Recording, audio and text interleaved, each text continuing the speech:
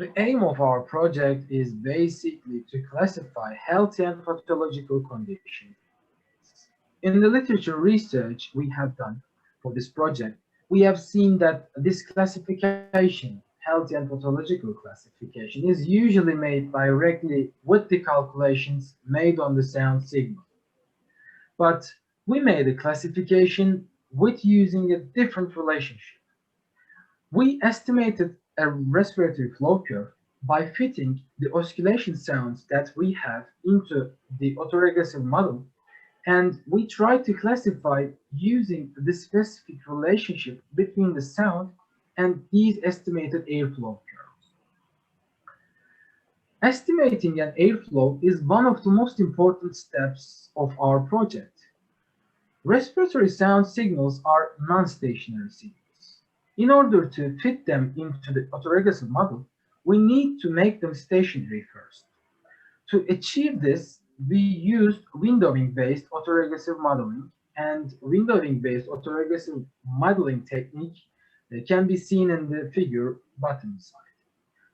After we made the signal stationary, we applied sixth order autoregressive model, and we obtained an estimated airflow and correlation sequence as it can be seen on the table's right hand side.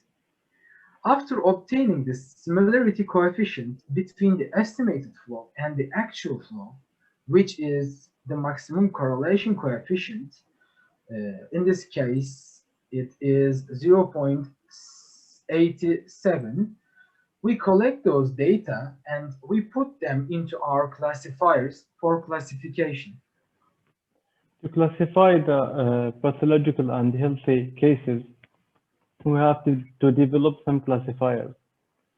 Using algorithm techniques, we have developed three classifiers.